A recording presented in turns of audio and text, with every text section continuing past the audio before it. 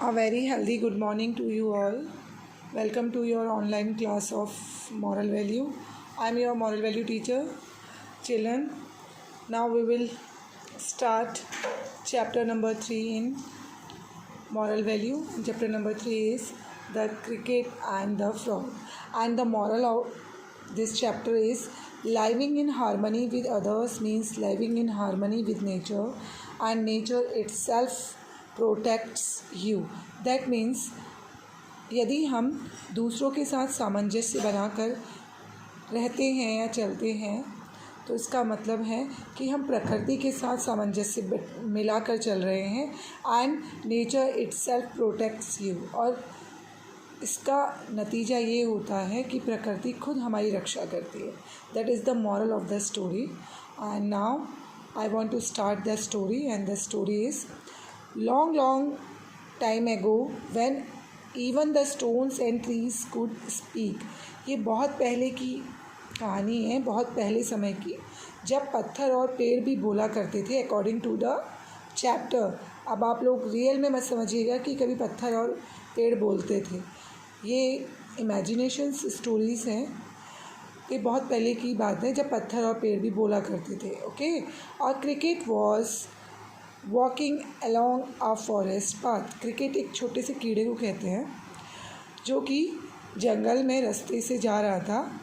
He was singing happily to himself carrying a juicy strawberry on his head for his uncle's lunch. वो गाना गाते हुए खुशी खुशी जा रहा था. अपने ऊपर सर पर एक स्ट्रॉबेरी, बहुत ही जूसी और स्वादिष्ट स्ट्रॉबेरी लेकर अपने अंकल के लंच के लिए. Suddenly he saw a bull frog lying right in the middle of the path blocking the entire way. और उसने देखा एक मोटा सा मेंढक पूरे रास्ते को घेर कर ब्लॉक करके सोया हुआ था. ठीक है. Now O mister Frog, will you please give me a little way so that I could pass, cried the cricket. इस क्रिकेट ने कहा, मिस्टर फ्रॉग, क्या आप मुझे थोड़ा सा रास्ता दे सकते हैं पास होने के लिए. Where are you going, asked the frog. तुम कहाँ जा रहे हो, फ्रॉग ने उससे पूछा. I am taking my uncle's lunch to him, he will be hungry, please do let me go. वो कह रहा है मैं अपने अंकल के लिए लंच लेके जा रहा हूँ, वह भूखे होंगे, कृपया मुझे जाने दीजिए. If I am late he will punish me, replied the cricket. अगर मैं लेट हो गया तो वो मुझे पनिश करेंगे. The frog looked at the little cricket and said why should I move. और फिर उस फ्रॉग ने उस क्रिकेट को देखा और कहा, मुझे क्यों मूव करना चाहिए यहाँ से. Don't you see that I am taking my afternoon nap after lunch. क्या तुम देख नहीं रहे हो, दिन के लंच के बाद मैं आराम कर रहा हूँ. Let your uncle starve to death, अपने अंकल को भूख से मरने दो. We will have a least some peace then, हम सबको शांति मिल जाएगी ऐसा होगा तो. He does nothing but sit on tree all day long and make a full टर टर टर noise, it is so disgusting. और वो करते भी क्या है, पेड़ में बैठे रहते हैं और टर टर टर साउंड करते हैं और गंदी सी आवाज़ निकालते हैं और बड़ा डिस्गस्टिंग है ये सब. उनका काम ही क्या है, ऐसा कह रहा है. Please the cricket again begged, please let me go और आई विल बी ट्रबल. अब उससे प्रार्थना कर रहा है क्रिकेट. बैग्ड मीन्स होता है भिक्षा मांगना, याचना करना. वो याचना कर रहा है कि मुझे जाने दो, नहीं तो मुझे परेशानी हो जाएगी. Very well the frog said, I am not going to move, you can creep under me. अब उसने कहा, वेरी अच्छा, I am not going to move, मैं तो हिलने वाला नहीं हूँ. You can creep under me, तुम मेरे नीचे से होकर चले जाओ. The cricket crept under the frog. अब वो जो क्रिकेट था वो फ्रॉग के नीचे से खिसकने की कोशिश कर रहा था. But the obstinate frog suddenly set down almost crushing the little cricket. लेकिन वो जो फ्रॉग था वो बड़ा धूर्त था. उसने क्या किया, और नीचे को हो गया, उसे बिल्कुल दबा दिया क्रिकेट को. ऑलमोस्ट वो क्रश होने ही वाला था.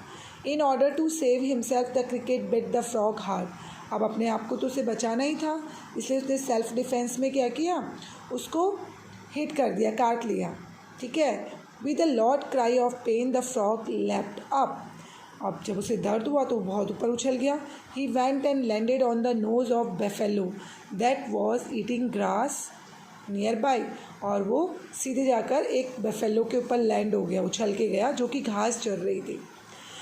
The buffalo was so frightened. अब अचानक से उसके ऊपर फ्रॉग आ गया तो वो जो बेफेलो थी वो घबरा गई। And he rush blindly and banged again a big rock with his horn. और वो बहुत इधर उधर बिना देखे अपना सर घुमाने लगी और अपने सींग उसने एक पत्थर पे मारे। The impact was so strong that the rock went rolling down the hill slope and fell upon the king's son who was passing by the way riding a horse. जब उस बेफेलो ने अपने सींग उस पत्थर पे मारे तो जो पत्थर था वो लुढ़क कर हिल से नीचे चला गया, पर्वत से। और वहाँ नीचे से कौन गुजर रहा था, राजा का बेटा अपने घोड़े में गुजर रहा था, वो उसके ऊपर जाकर वो पत्थर गिर गया। The king's son was badly injured. और जो राजा का जो बेटा था बहुत बुरी तरह से इंजर्ड हो गया, घायल हो गया। And horse was crushed under the rock. और जो घोड़ा था वो भी पत्थर के नीचे दब गया। The prince was taken by his guards to the palace and was given immediate treatment. और फिर उस राजकुमार को, गार्ड्स का मतलब जानते हो, जो राजा के सेवक होते हैं ना, उनके द्वारा महल में ले जाया गया और उसे ट्रीटमेंट दिया गया, इलाज दिया गया। The king was inform about the accident. और उसके बाद इस दुर्घटना की सूचना राजा को दी गई। Okay, that is the first part of this story. We will continue this story on the second video. Till then you have to listen and see carefully the video and understood what is going on. We will meet in the next week. Till then, stay home and safe. Have a nice day.